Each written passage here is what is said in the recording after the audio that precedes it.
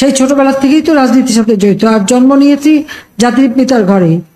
দেশকে ভালোভাবে, এই দেশের কিভাবে ভালো হবে মন্দ হবে সেটা তো আমাদের জানার কথা বেশি, আমাদের থেকে আর কেউ বেশি জানতে পারে না।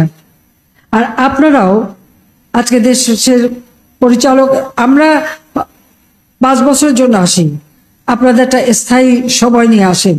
বিশেষ করে আমাদের সচিববৃন্দকে বলবো, সরকার অফিসারদের বলবো যে আপনারা তো দীর্ঘ সময় নিয়ে আসেন।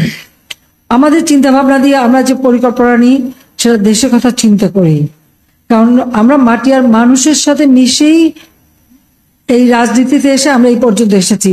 আমরা ওই হঠাৎ করে ক্ষমতা অস্ত্র হাতে দখল করে টেলিভিশনে ঘোষণা দিয়ে ক্ষমতা আসি নাই। কাজে এদেশের মাটি মানুষ প্রতি ইঞ্চি আমার জায়গা, আমার চেনা। সেই হিসেবে এই দেশকে কিভাবে আরো উন্নত করা যায় সেটাই আমাদের লক্ষ্য। আর সেই লক্ষ্য বাস্তবায়ন করতে হলে ওই কে কি লিখলো আর সেটা দিয়ে ঘাবড়ে যাওয়া আর সেটা নিয়ে বেশি দুশ্চিন্তা করা, আমি মনে করি এটা করা উচিত না।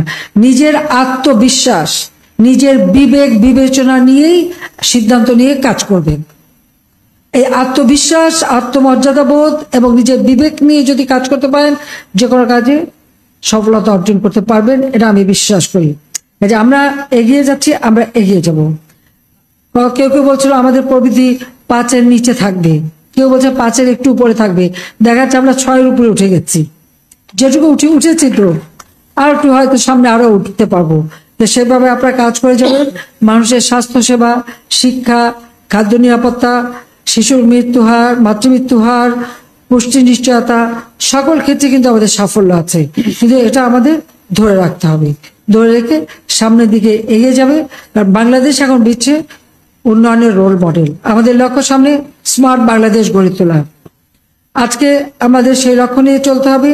আমরা সেভাবে প্রস্তুতিও নিচ্ছি। স্মার্ট জনগোষ্ঠী হবে, স্মার্ট গভর্নমেন্ট হবে, স্মার্ট ইকোনমি, স্মার্ট সোসাইটি আমরা গড়ে তুলব ইনশাআল্লাহ। বাংলাদেশ আর পিছনে ফিরে তাকাবে না। আর আরেকটি কথা বলি, মুক্তিযুদ্ধের চেতনাই হচ্ছে আমাদের একমাত্র লক্ষ্য।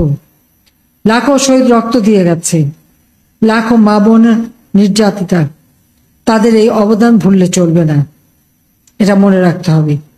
কারণ পাকিস্তানি হানাদার বাহিনী আর রাজাকার বাহিনী যেভাবে এদেশের অত্যাচার করেছে, আমার খুব দুঃখ লাগে কালকে যখন শুনি রোকেয়া হলে ছাত্রীরাও বলে তারা রাজাকার। তারা কি জানে 71 সালে 25শে মার্চ কি ঘটেছিল? সেখানে 300 মেয়েকে হত্যা করেছিল, 40 জন মেয়েকে রেপ করেছিল এবং এদের ধরে নিয়ে পাকিস্তানি ক্যাম্পে নিয়ে গিয়েছিল। সেই ক্যাম্পে কি অবস্থায় ছিল? অনেক মেয়ে শাড়ি